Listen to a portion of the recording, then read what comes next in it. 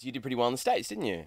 Yeah. Well, I mean, like, there was some States things going on. Tell me about that. Yeah. I lived in the States for a while, and I did some songs over there. I did one called Step Up that was on the soundtrack for that movie. The dance movie, Step Up. Yeah, and that's kind of what kind of got me a little bit of a career over there.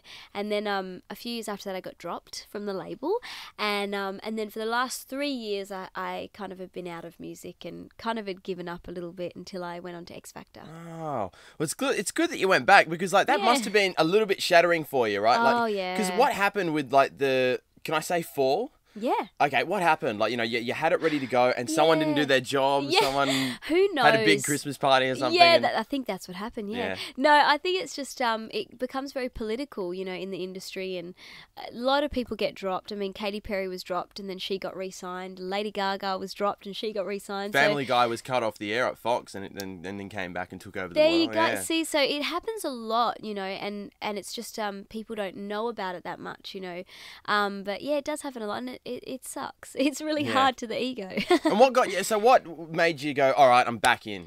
It was my parents, because I'd given up music. I'd really given up, and I didn't want to do it anymore because it was kind of a bad memory for me, and it had become a real job instead of something I loved.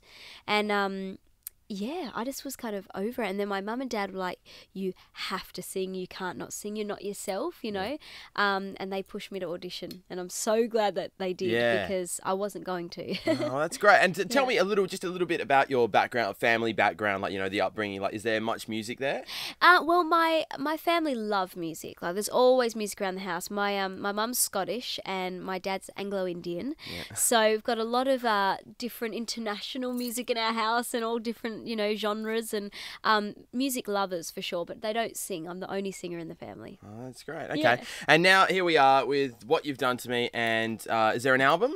There is an album out with songs from the show. Yep. So kind of the full-length versions of Heartless and Break Even and Scream and songs from the show. Cool. And so when you do, like, all your songs on an album, when you go out and you get into that writing process, get in the studio, where do you want to do it? Do you want to do it here, or do you want to go to the States? Oh, I definitely want to get some Australian music and support the Australian music industry. So I want to do it here, and then I think Sweden too, because Sweden's kind of like the pop capital. Yeah, and I've been talking to so many people about how they're taking over the world at the moment. Sweden?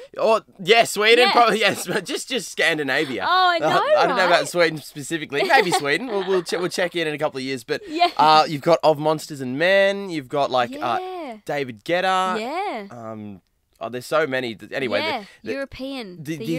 They are really just coming out of their igloos, so to speak. That's right. Hey, what are you doing for Australia Day? Australia Day? I don't know yet, actually. Haven't even thought that far ahead yet. What's some tips from Samantha Jade on how a typical Aussie who's maybe just turned 18 can enjoy their Australia Day now that they can... Well, okay, so I'm only speaking on behalf of Perth because I've only ever had Australia Day in Perth. But we go down to the foreshore.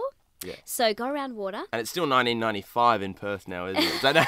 Okay. No. Yeah. We go down to the water and we just have a little picnic and everyone brings drinks and you just like are proud to be Australian. I feel like we get so proud. I love it. Yeah. And I usually always wear a little Australian t-shirt. It's the one day of the year that you can put on like a Southern Cross, tattoo or something. And it's fine. And it's fine. You can drive a Commodore and it's like the police go through your car. Yeah. It's I great. like it. It's very fun. Nova.